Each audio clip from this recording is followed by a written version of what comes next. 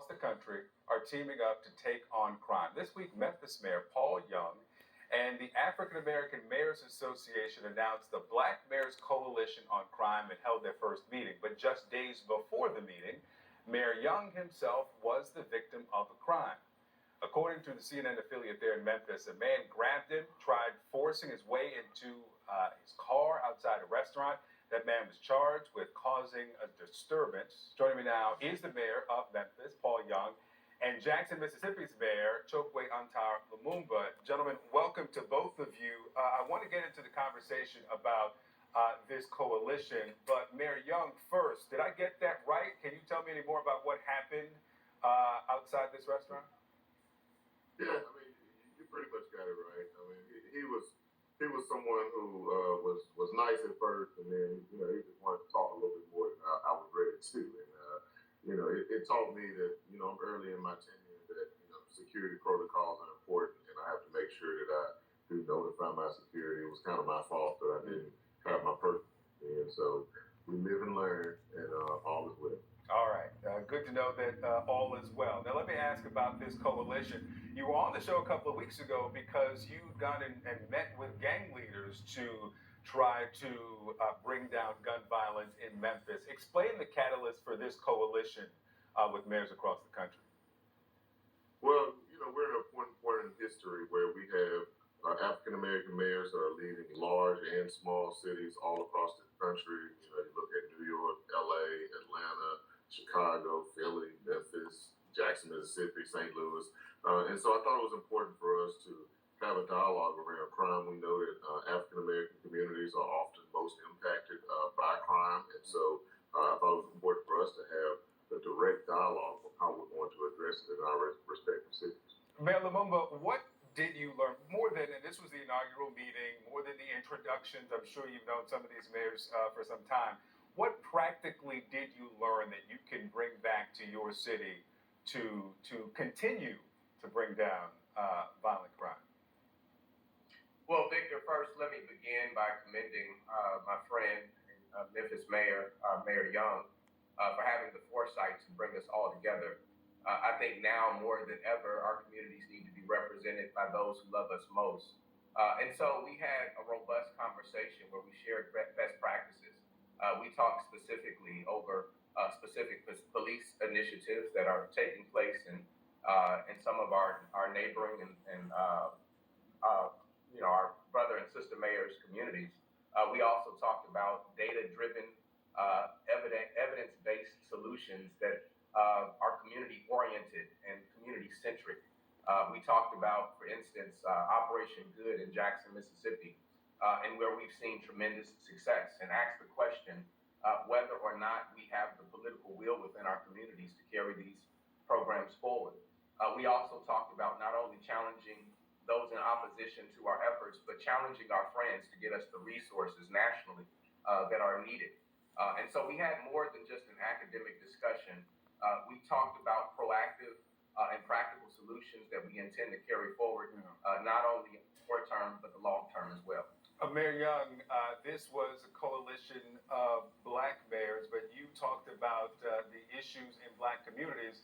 There are obviously plenty of Black people who live in big cities that have white mayors. You think of Mayor Duggan in Detroit, you've got Donna Deegan in Jacksonville. Is this open to non-Black mayors to impact Black communities they serve?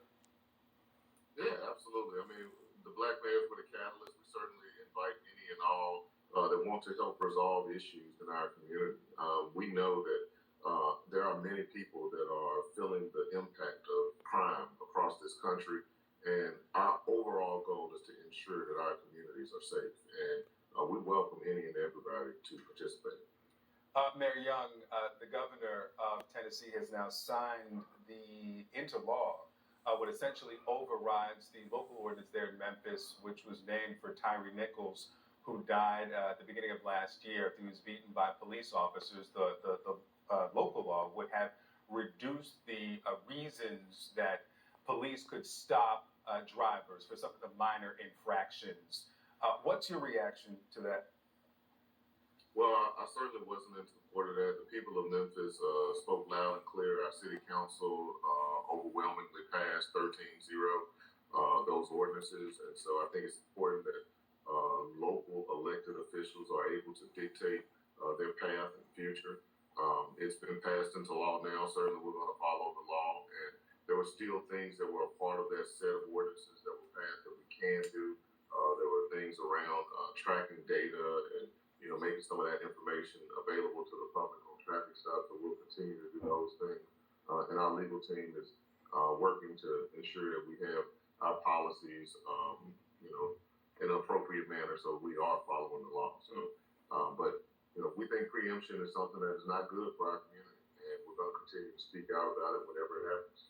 Mayor Lumumba, let me ask you about a piece of legislation that involves the water treatment facility there. Now with the House committee, they've got, I believe, until April 2nd to get that through for the legislation to have a chance to be passed and signed into law, which would essentially force the city to sell or give up its control and ownership of the water treatment facility. We know that Jackson's had issues with water service. There is money on the way to repair it. The president's promised $600 million, $115 on the way, 60. Some of the money already being used. What's your reaction to this legislation, and do you think it's going to cross that threshold coming up next week?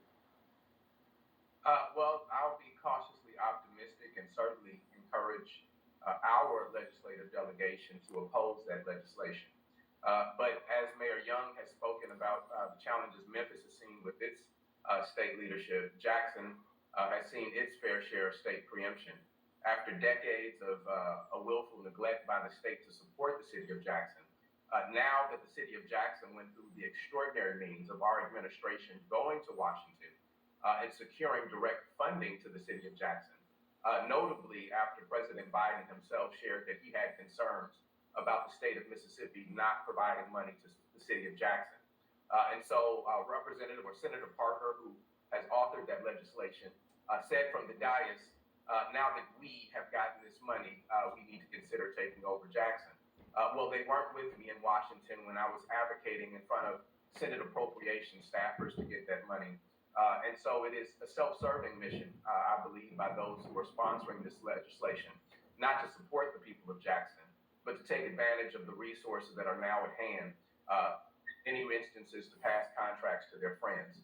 And so our central and sole concern will always be the health and safety of our water system and ensuring that we have not only a dependable but equitable water system. And we have to make sure that we carry that mantra through to the end. Mayor Chokwe Lumumba and Paul Young, thank you so much for your time today.